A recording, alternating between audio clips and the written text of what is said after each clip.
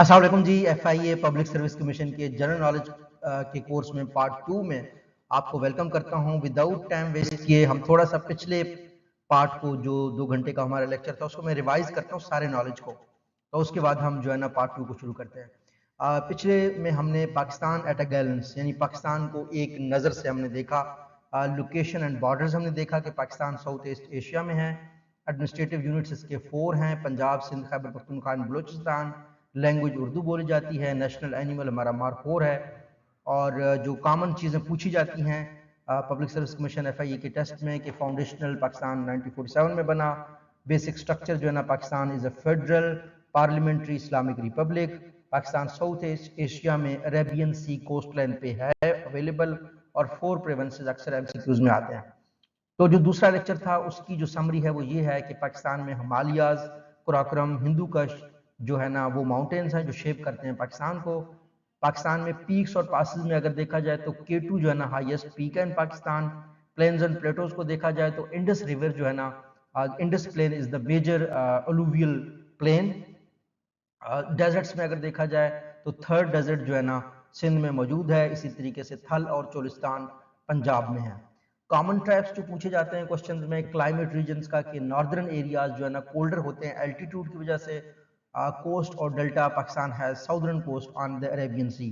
क्राकरम में जो है ना K2 है। Pothohar is a plateau not a desert. ये एक ट्रैक होता है जो ट्रैप होता है जिसको आपने समझना है। अगर आपको ये जो चीज़ें हैं थोड़ी सी मुश्किल लग रही हैं तो पहला हमारा 2 घंटे का लेक्चर पड़ा हुआ है जिसमें मैंने ये सारी चीज़ों को डिटेल में एक्सप्लेन किया हुआ है, आप उसको देखिएगा। लेक्चर 3 में अगर देखें तो हमने जी पाकिस्तान मूवमेंट और फ्रीडम स्ट्रगल को जो है ना कैप्चर किया था, जो अक्सर क्वेश्चन में आता है।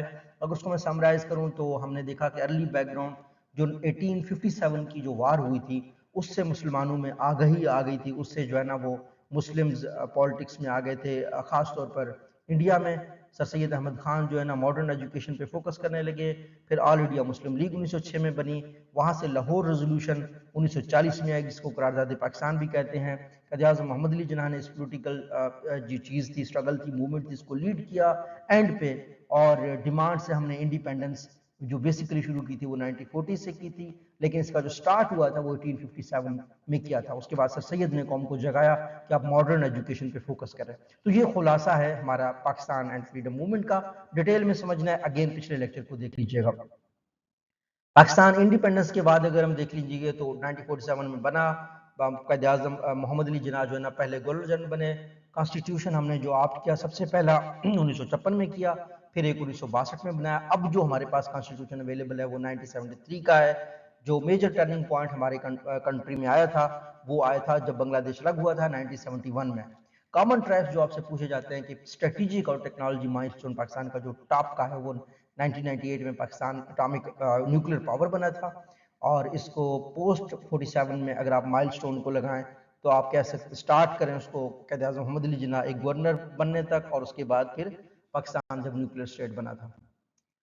Constitution, government, judiciary of Pakistan का हमने एक पूरा लेक्चर देखा है। डिटेल के लिए पिछले लेक्चर को देखें। अगर हम समराइज करें तो मेनली हम 1973 के कॉन्स्टिट्यूशन को मानते हैं। पाकिस्तान बाईकैमरल पार्लियामेंट है जिसमें एक नेशनल असेंबली है, एक सेनेट है। प्रेसिडेंट जो है ना वो हेड ऑफ द स्टेट होता है, अक्सर हम MCQs में आता है। जो प्राइम मिनिस्टर होता है वो हेड ऑफ द गवर्नमेंट होता है। सुप्रीम कोर्ट जो है ना वो हाईएस्ट कोर्ट है। हाई कोर्ट जो है ना वो प्रोविंसेस में होते हैं। इलेक्शन कमीशन एक इंडिपेंडेंट अथॉरिटी है। इसी तरीके से आप जो है ना पूरे गवर्नमेंट के स्ट्रक्चर को पिछले लेक्चर से समझ सकते हैं।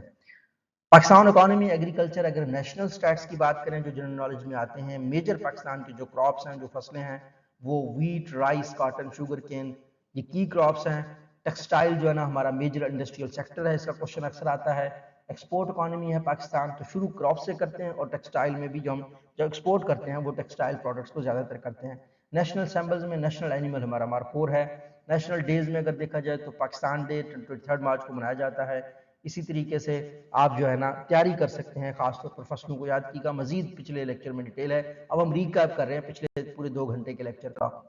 इसी तरीके से अगर जियोग्राफी को देखा जाए तो पूरी दुनिया में हमें पता है 7 कॉन्टिनेंट्स होते हैं। एशिया जो है ना लार्जेस्ट कॉन्टिनेंट है। ऑस्ट्रेलिया स्मॉलेस्ट कॉन्टिनेंट है। पैसिफिक जो है ना जो ओशन है वो लार्जेस्ट ओशन है दुनिया में, इसका अक्सर क्वेश्चन आता है। जो इक्वेटर है वो लाई करता है 0 डिग्री लैटिट्यूड के ऊपर, क्योंकि मैं इक्वेटर में रहा हूँ, मलेशिया सिंगापुर इन एरियाज में काफ़ी जगहों पे जो इक्वेटर पे होते हैं वो नॉर्मली कंट्रीज जो है ना गर्म भी होती हैं। तो अगर जो और चीज़ आपने समझनी है वो प्राइम मेरिडियन 0 डिग्री लॉन्गिट्यूड पे होता है। लैटिट्यूड इफेक्ट करता है क्लाइमेट के ऊपर कि मौसम कैसा होगा। जो लॉन्गिट्यूड है वो इफेक्ट करता है टाइम के ऊपर, जिसके बेस पे टाइम जोन्स बने हुए हैं। ओशंस जो है ना 5 हैं नॉर्मली, ये जो है ना जनरल नॉलेज में आता है। आप बाकी मजीद पिछला लेक्चर को देख सकते हैं। इसी तरीके से अगर वर्ल्ड फिजिकल जियोग्राफी को हम देखें सुपरलेटिव्स के हिसाब से, माउंटेन्स के अक्सर डेप्थ्स वगैरह पूछे जाते हैं। माउंट एवरेस्ट जो है ना दुनिया का सबसे बड़ा माउंटेन है। और रिवर अगर लेक्स को देखा जाए तो जो नील है is commonly taught as the longest river in traditional general knowledge. Deserts में अगर देखा जाए सहारा जो है ना is the largest hot desert, ठीक है, हॉट डेजर्ट जब भी आ जाएगा तो वो सहारा है। आइलैंड और ओशन में अगर देखा जाए तो ग्रीनलैंड जो है ना लार्जेस्ट आइलैंड है। कंट्रीज और कॉन्टिनेंट्स में देखा जाए दुनिया का जो सबसे बड़ी कंट्री है वो एरिया के हिसाब से वो रशिया है। इसी तरीके से आप जो है ना माउंट एवरेस्ट को हमेशा हाई जो है ना वो करेंगे, हाई माउंटेन करेंगे। नील को कॉमन जनरल नॉलेज में लॉन्गेस्ट रिवर कहते हैं। सब जब आपको जब पूछा जाए ना कि हाईएस्ट माउंटेन, तो अक्सर ट्रैप सेट करते हैं आपके लिए एग्जामिनर्स कि उसमें ना माउंट एवरेस्ट को भी रख देंगे, नील को भी रख देंगे। तो ऊपर सेंटेंस को सही से पढ़ लीजिएगा, गौर करके समझ करके फिर फिल कीजिएगा। इसी तरीके से हमने वर्ल्ड फिजिकल जियोग्राफी को थोड़ा सा देखना भी है। तो माउंट एवरेस्ट हाईएस्ट माउंटेन है, मरीना डीपेस्ट ट्रेंच है, नील कॉमन लॉन्गेस्ट रिवर है, सहारा लॉन्गेस्ट हॉट डेजर्ट है, एंटार्क्टिका जो है ना वो लार्जेस्ट डेजर्ट है overall. Largest desert overall Antarctica है, लेकिन हॉट डेजर्ट जो है ना वो सहारा है। ग्रीनलैंड जो है ना लार्जेस्ट आइलैंड है, रशिया लार्जेस्ट कंट्री है, पैसिफिक लार्जेस्ट ओशन है, एशिया लार्जेस्ट कॉन्टिनेंट है। तो इन चीजों को आपने देखना है। ऐसे ही आज हम जो डिटेल में जिन चीजों को समझेंगे वो है एशिया कंट्रीज कैपिटल्स और करेंसीज को। सो ये अक्सर जो है ना फ्रीक्वेंटली आपकी एफआईए के टेस्ट में, आपके पब्लिक सर्विस कमीशन के टेस्ट में आते हैं। इस लेक्चर में हम एक्सप्लेन करेंगे ये, क्योंकि हमारा दूसरे पार्ट का प्रॉपर लेक्चर है तो इसमें को मैं मजीद एक्सप्लेन करूंगा। साउथ एशिया एक क्लस्टर बना हुआ है, एक मिडिल ईस्ट क्लस्टर है।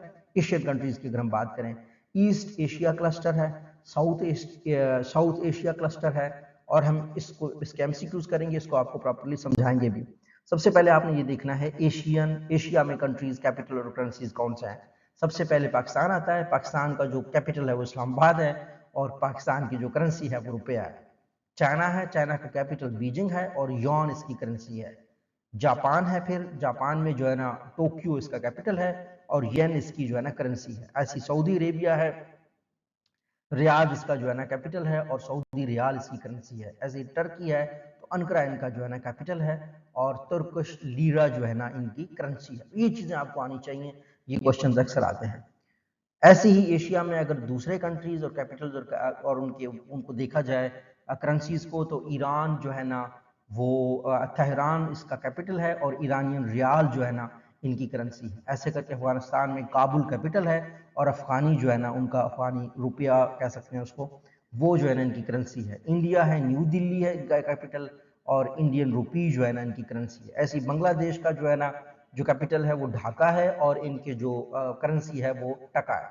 श्रीलंका जो है ना इनका जो है ना जो कैपिटल है वो श्री जवाहरलाल कोटे है। श्रीलंकन रुपी जो है ना इनकी करेंसी है। ऐसी एशिया में अगर देखा जाए नेपाल का जो कैपिटल है वो काठमांडू है और नेपालीज रुपी जो है ना इनकी करेंसी है। मलेशिया का जो कैपिटल है वो कोलालमपुर है और रिंगिट जो है ना इनकी करेंसी है। ऐसे इंडोनेशिया का अगर देखा जाए तो जकार्ता इनका कैपिटल है और रुपया जो है ना इनकी जो है ना करेंसी है। थाईलैंड को अगर देखा जाए तो इसका जो कैपिटल है वो बैंकॉक है और बात जो है ना इनकी करेंसी है। दुबई यूएई को अगर देखा जाए, अबू धाबी जो है ना इनका यूनाइटेड अरब एमिरेट्स उसको कहते हैं, अबू धाबी इनका कैपिटल है और जो है ना यूएई दिरहम इनका जो है ना इनकी करेंसी है। ऐसे ही थाईलैंड को हमने कवर कर लिया है कि थाईलैंड बैंकॉक जो है ना इनका कैपिटल है, बट जो है ना इनका वो है। ऐसे ही अबू धाबी है, दिरहम है, कतर का दोहा है और कतरी रियाल, दोहा जो है ना कैपिटल है और कतरी रियाल इनकी करेंसी है। तो इस तरीके से जो है ना ये अक्सर पूछा जाता है, कंट्री और उनकी करेंसी का पेयर बना के एमसीक्यूज आते हैं। तो अगर हम देखा जाए तो कॉमन ट्राइब्स जो है ना जो पूछे जाते हैं एग्जाम में, Ankara is capital of Turkey not Istanbul. इसके आपने बचना है क्योंकि लोग हमेशा ये गलती करते हैं। मैंने हमेशा एज एग्जामिनर भी ये देखा है पेपर सेटर जो है ना वो आपके लिए ट्रिक सेट करता है, तो आपने ऐसे नहीं करना कि अंकारा जो है ना वो कैपिटल है टर्की का, इस्तांबुल नहीं। अबू धाबी कैपिटल है यूएई का, दुबई नहीं है, इसकी गलती नहीं करना। बीजिंग कैपिटल है चाइना का, और ये श्री जाया वर्धन पूरा कोटे is main administrative capital often tested. Sri Lanka का भी कैपिटल टेस्ट किया जाता है। तो अगर आपने तैयारी करनी है अच्छे से इनकी तैयारी कीजिएगा, इन कार्ड्स को याद रखिएगा, चूंकि मैंने पढ़े हैं, इस वीडियो को देखेंगे दोबारा तो इंशाल्लाह ताला आपकी तैयारी अच्छे से हो जाएगी। एशिया में अगर जो चीज़ें आपको रिमेंबर करनी है वो ये है कि पाकिस्तान साउथ एशिया क्लस्टर में है, डिफरेंट क्लस्टर्स का आपको पता चल गया होगा, और पाकिस्तान का करेंसी ऑब्वियसली रुपया है, इस्लामाबाद है। मोर साउथ सेंट्रल लिंक्स जो है ना ईरान तेहरान इरानियन रियाल के हैं। ईस्टर्न और साउथ ईस्ट एशिया में नेपाल काठमांडू नेपालीज रुपया होता है। गल्फ फोकस थाईलैंड बैंकॉक के बट को भी अक्सर पूछा जाता है एमसीक्यूज में। कॉमन ट्राइब्स में जो है ना Ankara is capital of Turkey not Istanbul. Fast division method use flash cards, ये आप जो है ना मुख्तलिफ जो स्लाइड्स हैं इनको यूज कर सकते हैं। थोड़ा सा हम एमसीक्यूज देखते हैं ये जानने के लिए कि आप कितना समझे हैं। कैपिटल ऑफ टर्की अनकरा है, हमने जैसे कह दिया। इसी तरीके से द करेंसी ऑफ जापान येन है, तो इस पर आपने गलती नहीं करनी।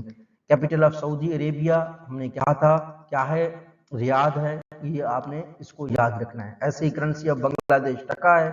ऐसे ही जो है ना कैपिटल ऑफ मलेशिया कुआलालंपुर है। ऐसे ही आपने कहना है कि currency is use for Thailand but use होता है। और ऐसे ही कैपिटल ऑफ ईरान जो है ना तेहरान है। ऐसे ही करेंसी ऑफ यूएई जो है ना यूएई दिरहम है।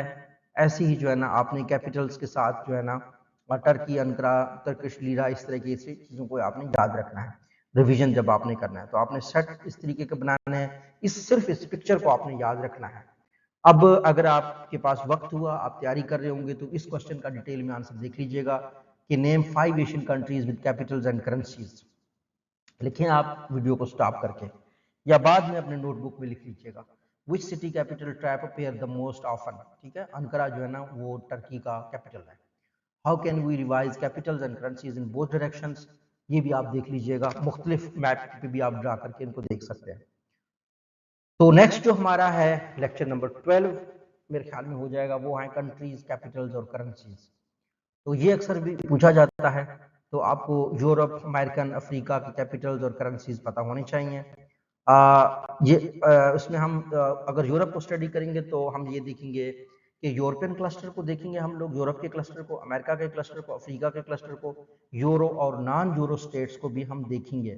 और फेमस सिटीज के भी अक्सर जो है ना कॉमन क्वेश्चन आते हैं जनरल नॉलेज में, उनको हम स्टडी करेंगे। तो जैसे हमने पिछली दफा चेक किया था वैसे ही हम यहाँ पे भी अपने खुद को अपडेट करेंगे नॉलेज वाइज कि जो यूनाइटेड किंगडम है उसका कैपिटल है लंदन, और उनको जी पाउंड जो स्टर्लिंग है वो उनकी करेंसी है। ऐसे ही फ्रांस का जो कैपिटल है वो पेरिस है और यूरो जो है ना उनकी करेंसी है। ऐसे जर्मनी का जो कैपिटल है वो बर्लिन है और यूरो उनकी करेंसी है। ऐसे इटली का जो कैपिटल है वो रोम है और उनकी जो करेंसी है वो यूरो है। ऐसे ही रशिया का जो कैपिटल है वो मॉस्को है और रशियन रबल जो है ना उनकी करेंसी है। ऐसे ही आपने देखना है यूएसए का जो कैपिटल है वो वाशिंगटन डीसी में है और यूएस डॉलर उनकी करेंसी है। कनाडा का जो कैपिटल है वो ओटावा में है और कैनेडियन डॉलर जो है ना उनकी करेंसी है। ऐसे ही ब्राज़ील का जो कैपिटल है वो ब्राज़ीला है और ब्राज़ीलियन रियल जो है ना उनकी करेंसी है। अर्जेंटीना को देख लीजिएगा तो इनका जो कैपिटल है वो बोनस एरियस है और अर्जेंटीना पीसो इनकी करेंसी है। ऐसे ही मेक्सिको का मेक्सिको सिटी है और मेक्सिको पैसो जो है ना इनकी करेंसी है। ऐसे ही आपने इजिप्ट को समझना है, इजिप्ट में जो कैपिटल है वो इनका कैरियो है, इजिप्शियन पाउंड पाया जाता है। साउथ अफ्रीका में जो इनका कैपिटल है वो प्रिटोरिया है और रैंड इनकी करेंसी का नाम है। नाइजीरिया में अगर आप देख लीजिएगा अबूजा जो है ना इनका कैपिटल है और नियारा इनकी करेंसी है। कीनिया में नैरोबी इनका जो है ना कैपिटल है और इनकी जो करेंसी है वो केनियान शिलिंग है।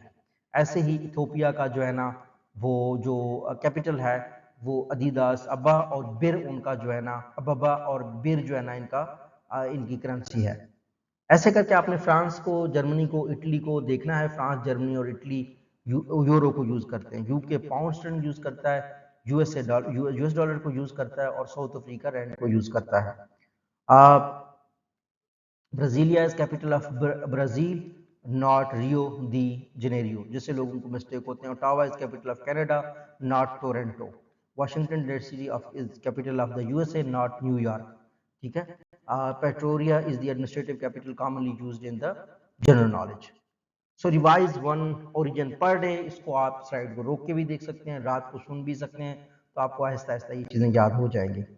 तो जो चीज़ें आपने याद रखी हैं, रिपीट हमने बार बार की हैं, आप भी एक दफ़ा इनको देख लीजिएगा। कैपिटल, अगर हम जो है ना एमसीक्यूज को टेस्ट करें कि आपका नॉलेज बना है या नहीं बना, तो सबसे पहली चीज़, what is the capital of Canada? Definitely Ottawa. ठीक है। And what is the currency of the United Kingdom? Pound. What is the capital of Brazil? Brazil का कैपिटल हमें ब्राजीलिया, अगर हम सही पढ़ रहा हूं तो। ठीक है। Which is the capital of Nigeria? Nigeria का हमने अच्छे से पढ़ा था, अबूजा। ठीक है। ऐसे ही करेंसी ऑफ साउथ अफ्रीका की जो है ना वो RAND, रैंड। ऐसे ही जो है ना कैपिटल ऑफ जर्मनी जो है ना वो क्या है? बर्लिन है। ऐसे ही करेंसी इजिप्ट में जो यूज होता है वो क्या है? वो इजिप्शियन पाउंड है। Capital of the USA Washington DC है डेफिनेटली। और ये चीज़ें आप लोगों ने याद रखनी है कि यूके लंदन में उसका कैपिटल है, पाउंड यूज़ करता है, ऐसे करके बाकियों को भी आपने पहले से पढ़ा हुआ है। तो ये सेट आपने याद रखने हैं। इससे जो है ना इसकी बेशक आप अपने नोट्स में बना लें, जैसे सामने मैंने स्क्रीन में दिखाया हुआ है, ताकि आपको याद रहे। तो अगर आपने मजीद समझना है, मजीद जो है ना अपने नोट्स वगैरह बनानी है ताकि आपकी अंडरस्टैंडिंग स्ट्रांग हो, तो आप ये देख लें कि दुनिया के फेमस नॉन कैपिटल सिटीज़ कौन से हैं, कौन से स्टेट्स में जो है ना यूरो यूज़ होता है। 5 अफ्रीकन और अमेरिकन कैपिटल्स अपनी मेमोरी में आपने याद करने हैं। नेक्स्ट हम देखें इंटरनेशनल ऑर्गेनाइजेशंस और उनके हेडक्वार्टर्स को। ये हमारा 13 नंबर लेक्चर है। ये भी अक्सर जनरल नॉलेज में आता है। इसमें हम UN और उसके एजेंसीज को पढ़ेंगे, फाइनेंशियल इंस्टीट्यूशंस को पढ़ेंगे, इस्लामिक और रिलीजियस ऑर्गेनाइजेशंस को देखेंगे, सिक्योरिटी कॉरपोरेशंस बॉडीज को देखेंगे, हेडक्वार्टर्स सिटी ट्रैक्स को देखेंगे। तो अगर देखा जाए यूनाइटेड नेशंस का जो हेडक्वार्टर है वो न्यूयॉर्क में है, यूनेस्को का जो हेडक्वार्टर है वो पेरिस में है, वर्ल्ड हेल्थ ऑर्गेनाइजेशन का जो हेडक्वार्टर है वो जिनेवा में है, IMF का जो हेडक्वार्टर है वो वाशिंगटन DC में है, UN फैमिली बॉडीज को ऑफन जो है ना रिपीट किया जाता है MCQs में। ऐसे ही मैंने कहा कि IMF का जो हेडक्वार्टर वाशिंगटन DC में है, वर्ल्ड बैंक जो है ना वो उसका भी हेडक्वार्टर वाशिंगटन DC में है। IMF और वर्ल्ड बैंक जो है ना वाशिंगटन DC में होते हैं। ये अक्सर जनरल नॉलेज में आता है। तो OIC जो है ना जो ये इंटरनेशनल ऑर्गेनाइजेशन और उनके हेडक्वार्टर्स हैं, ये मोस्टली इस्लामिक हम कह सकते हैं ऑर्गेनाइजेशंस हैं, जिसमें जो है ना सबसे पहले OIC आता है, इसका हेडक्वार्टर जिद्दा में है। सार्क मुस्लिम्स का है, इसका काठमांडू में जो है ना वो हेडक्वार्टर है। ऐसे ही ECO हेडक्वार्टर तेहरान में है, एशियन हेडक्वार्टर जकार्ता में है। ऐसे ही EUH जो है ना इसका ये जो है ना ये जो ऑर्गेनाइजेशन है ये ब्रसल्स में जो है ना इसका हेडक्वार्टर है। अगर हम देखें जो इंटरनेशनल ऑर्गेनाइजेशंस जिनको अक्सर जो है ना आता है, नेटो आपने बड़ा सुना होगा, इनका हेडक्वार्टर ब्रसल्स में है। SCO हेडक्वार्टर बीजिंग में है। इंटरपोल का हेडक्वार्टर लियोन में है। IAEHA का हेडक्वार्टर वियना में है। ये आपने याद रखने हैं।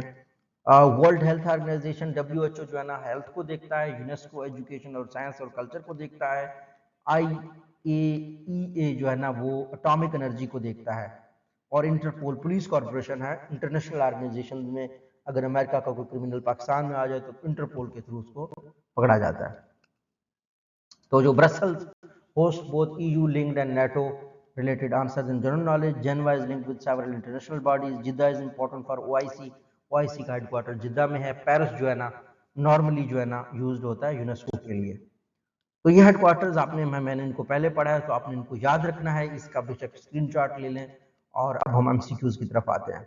MCQs को अगर देखा जाए तो हेडक्वार्टर ऑफ यूनेस्को कहाँ पर है? डेफिनेटली पेरिस में है, ये आपने याद रखना है। ऐसे ही WHO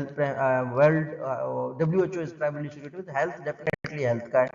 ठीक है। ऐसी हेडक्वार्टर्स ऑफ OIC जो है ना वो रिदा में है, सऊदिया में, सॉरी जिद्दा में है।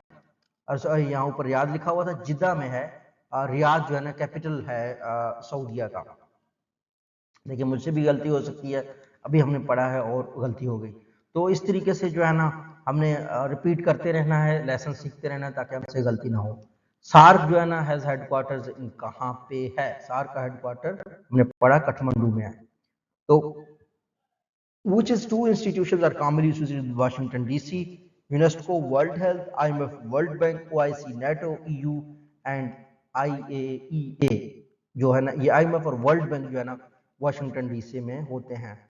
IAEA जो है ना वो वर्ल्ड एटॉमिक एनर्जी के हवाले से एक अदारा है।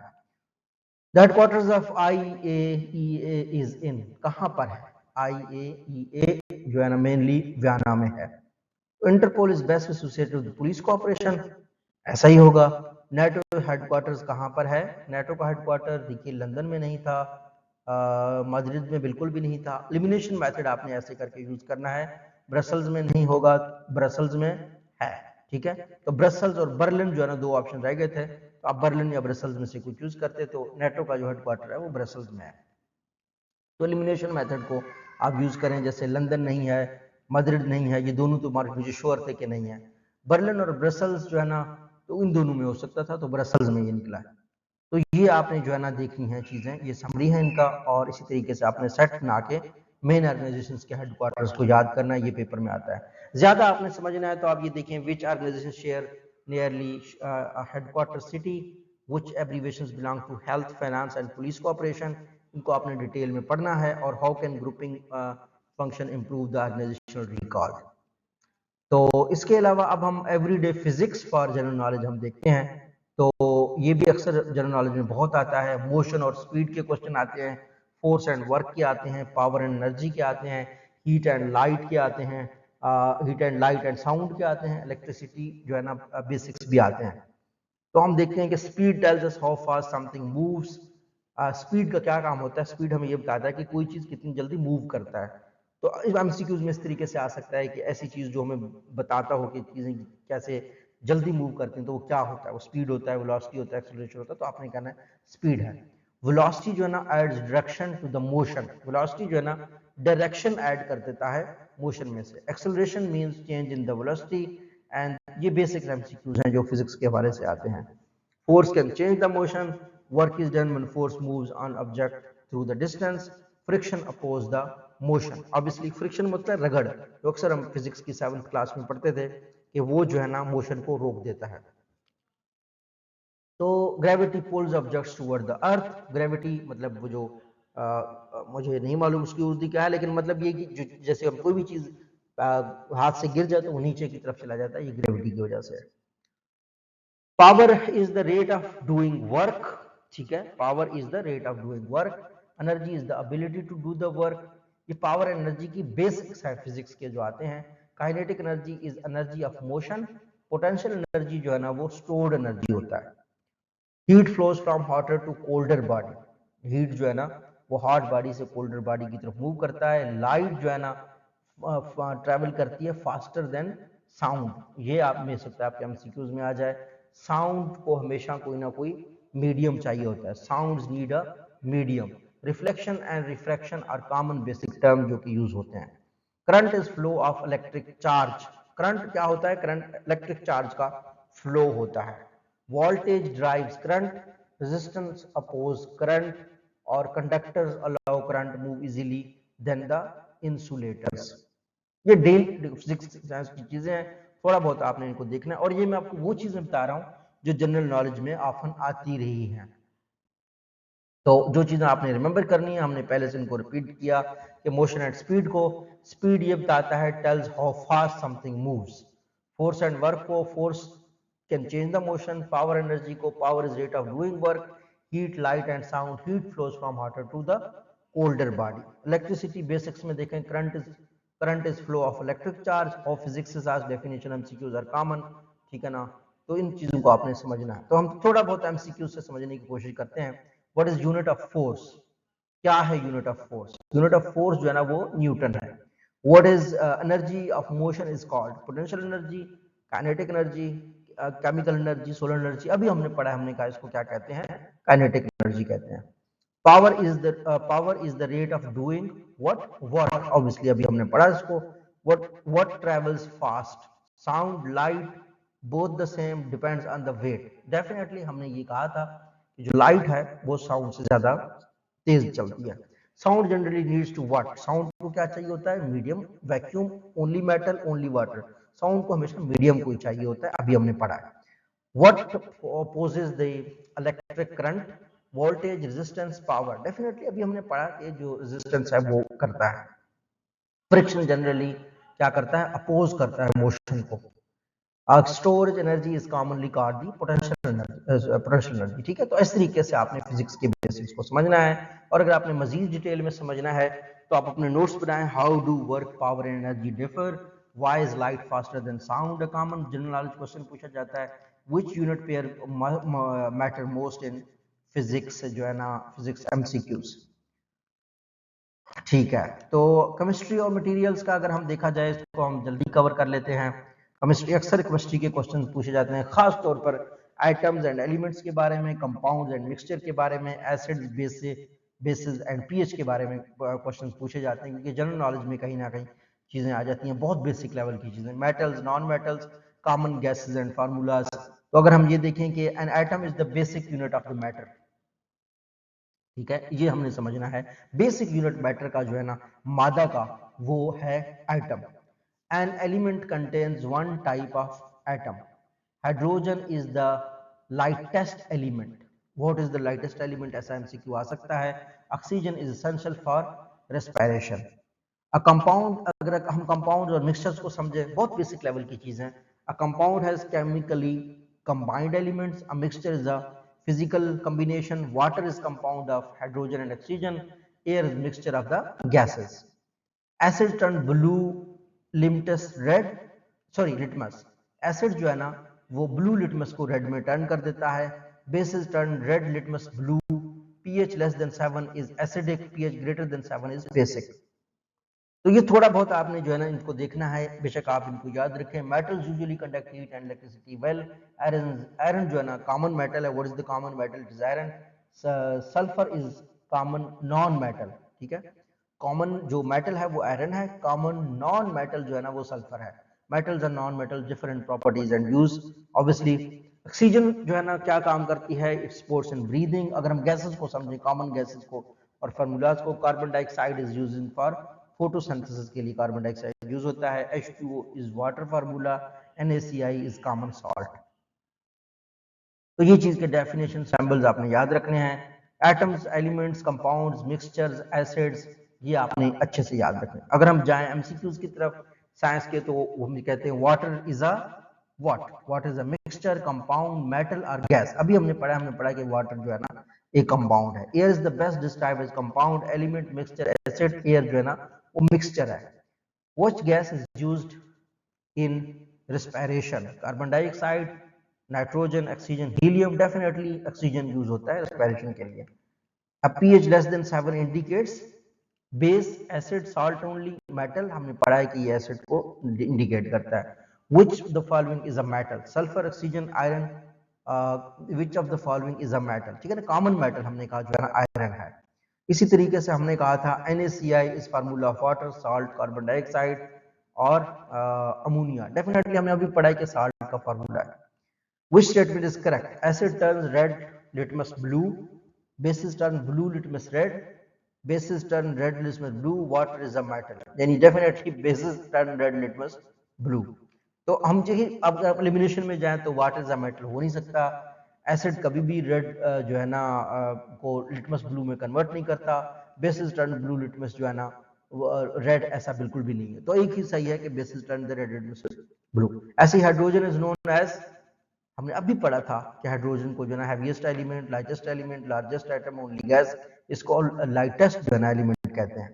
तो ऐसी चीजें आपने याद रखनी है, ये सेट आपने याद रखना है। मजीद पढ़ना है अगर आपने इसको, अगर आपने केमिस्ट्री पढ़ी हुई है तो आपने देखना है कि how do a compound and mixture differ, what formulas are most testworthy and how can pH uses an elimination clue. ठीक है, ये अपने डिटेल में पढ़ना है अगर आप पढ़ना चाहें इसको। तो हम थोड़ा सा बायोलॉजी का बेसिक जनरल नॉलेज लेते हैं और यहीं से हम जो है ना अपना पार्ट 2 कंक्लूड करेंगे। बायोलॉजी के अक्सर बेसिक क्वेश्चंस आते हैं। हमने सेल टू सिस्टम समझना है, प्लांट प्रोसेस समझना है, एनिमल प्रोसेस समझने हैं, क्लासिफिकेशन बेसिक समझने हैं और माइक्रो ऑर्गेनिज्म को समझना है। सो अगर हम देखें, सेल जो है ना is the basic unit of life. What is the basic unit of life, it is cell. ये आपको लाजमी समझना है। टिश्यूज फॉर्म ऑर्गन्स, ऑर्गन्स जो बनते हैं हमारे वो टिश्यूज से बनते हैं जैसे, और ऑर्गन्स फॉर्म सिस्टम्स, ऑर्गन से फिर सिस्टम बनते हैं। और this is hierarchy frequently tested कि सेल जो है ना बेसिक यूनिट है, टिश्यूज ऑर्गन्स को बनाते हैं, ऑर्गन सिस्टम को बनाते हैं। ये हायरार्की होती है हमारी बॉडी की। Photosynthesis helps plants make food, photosynthesis से जो है ना प्लांट फूड बनाते हैं।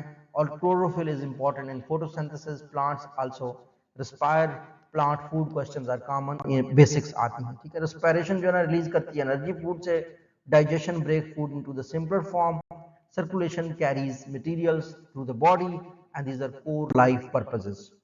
ऐसे ही living things are classified for study, plants and animals are broad major groups in the basic G. Plants और एनिमल के बारे में आपसे पूछा जाता है। कुछ माइक्रो ऑर्गेनिज्म ऐसे होते हैं जो यूजफुल होते हैं, कुछ से बीमारियां होती हैं, और बैक्टीरिया और वायरसेस जो है ना कॉमन जो है ना टर्म्स हैं जो कि टेस्ट होते हैं। सो डेफिनेशन फंक्शन कभी कभी सेल की इस तरह के सिस्टम के पेयर होते हैं, हम चाहते हैं इनको याद रखना है। ये इशू अभी हमने किए हैं कि सेल होते हैं, फिर टिश्यूज होते हैं, फिर ऑर्गन होते हैं, और सेल हमारा बेसिक यूनिट होता है बायोलॉजी का। The basic unit of the life is definitely cell, अभी हमने पढ़ा, ये आ सकता है। प्लांट्स मेक फूड, फोटोसिंथेसिस से हमें पता है बनाते हैं वो food. Which pigment is the important for photosynthesis, definitely photosynthesis के लिए आपको क्लोरोफिल 2 चाहिए। ऐसे ही organs are made of what, organs जो है ना वो टिश्यूज से बने होते हैं। Which process releases energy from food, definitely जो प्रोसेस हमने पढ़ा था फोटो रेस्पिरेशन का, सॉरी रेस्पिरेशन का जो प्रोसेस है वो करता है। और ये जो फोटोसिंथेसिस वाला था वो प्लांट्स के बारे में हमने पढ़ा था। Which of the following may cause disease? Bacteria, sunlight only, soil only, stool? Definitely इनमें से बैक्टीरिया ही हमें डिजीज काज करती है। Which hierarchy is correct? Organ, tissue, cell, cell, tissue, organ, tissue, cell, organ, organ, cell. Definitely जो B है, cell से tissue, tissue से organ, ठीक है। Biology G is most often tested.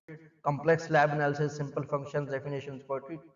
हमेशा simple functions and definitions biology की देखी जाएंगी, क्योंकि वो आपको डेफिनेटली साइंटिस्ट नहीं ले रहे, तो बेसिक्स ही आपको आनी चाहिए। ये सेट आपने याद रखना है। अगर आपने मजीद बायोलॉजी को समझना है, आपका एरिया ऑफ स्ट्रेंथ है, तो आप ये देख लें what is the difference between photosynthesis and respiration.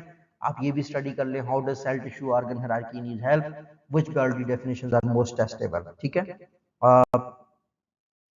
ये आपके नेक्स्ट जो है ना ह्यूमन बॉडी और हेल्थ जी के जो है ना इसको इंशाल्लाह ताला हम कल करेंगे पार्ट 3 में। पार्ट 3 हमारा बहुत बड़ा होगा, तो पार्ट 3 में हम इन तीनों पार्ट्स को मिक्स करके अपलोड करेंगे इंशाल्लाह। See you in the next lecture.